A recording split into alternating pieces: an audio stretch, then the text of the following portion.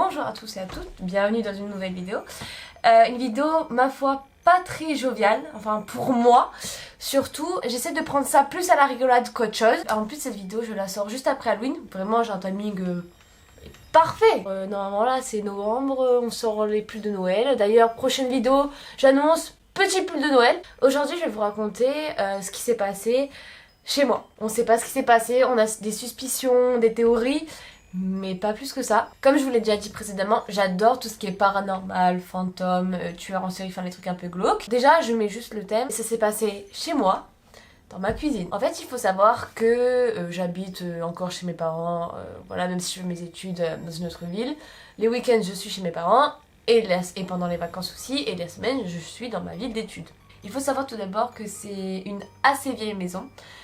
Voilà, qui a abrité 4-5 générations. Donc tout est vieux, tout est d'origine, la cuisine et tout est assez vieille.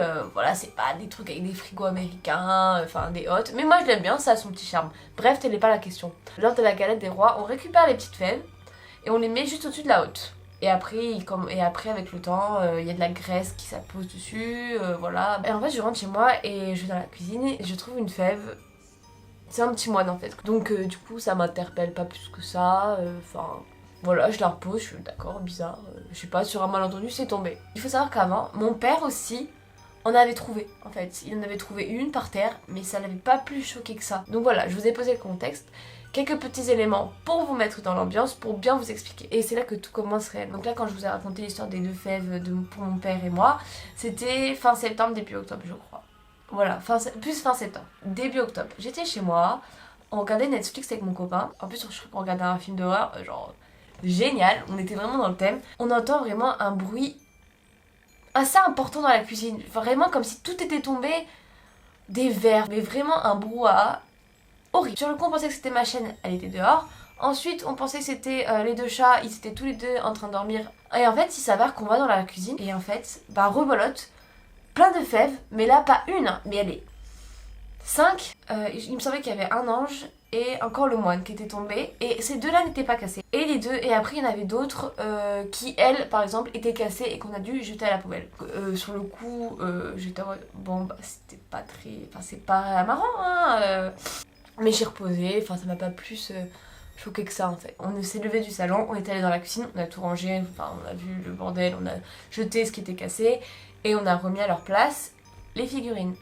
Enfin les fèves qui étaient encore au-dessus de la haute, je le rappelle. Souvent dans ces situations, j'essayais un peu de les prendre à la rigolade, pas trop me stresser. Et d'un coup je me dis, à tout moment c'est ma grand-mère, à tout moment ma grand-mère veut se manifester. Et d'un coup, mais quelle idée j'ai eue, mais vraiment... Mon copain est témoin, j'arrive comme ça et je lui dis, arrête mamie. Quelle connerie j'ai pas dit. Même pas 2 minutes après, le bruit qu'on avait entendu 5 minutes avant, bah là c'était 2 fois pire. Il y avait encore l'ange qui était tombé, le petit Jésus...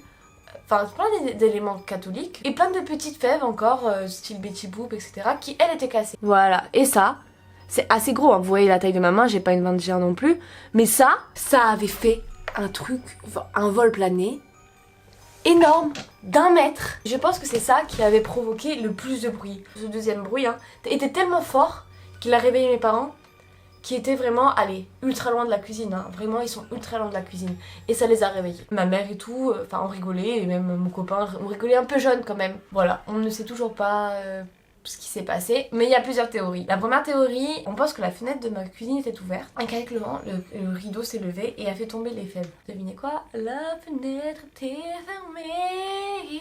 Ensuite, la deuxième hypothèse est celui d'une souris ou d'un rat. On a trouvé 0 trace de souris, 0 crosse. Du coup la troisième hypothèse, comme vous pouvez le deviner, c'est l'hypothèse du paranormal. Je sais pas, ou d'un truc inexpliqué. Enfin, faut vraiment y aller pour pousser quoi. Où sont les fèves? Il n'y a pas de trace de pas de souris en fait. On sait pas du tout ce que c'est. Si jamais vous avez des hypothèses, je vous écoute. Donc voilà, j'espère que la vidéo vous aura plu. Que vous avez à peu près compris ce qui s'est passé. J'espère ne pas avoir oublié les détails. Comme j'ai pas de preuves, je peux juste vous montrer où c'était. Donc voilà, merci de m'avoir écouté jusqu'à là. Comme d'habitude, n'hésitez pas à lâcher un petit pouce bleu, vous abonner, commenter, partager cette vidéo. Et voilà, si jamais vous voulez d'autres threads d'horreur ou histoires, même que je peux inventer de ma tête, n'hésitez pas à me le dire. Et merci d'avance. Et hasta la vista les copains.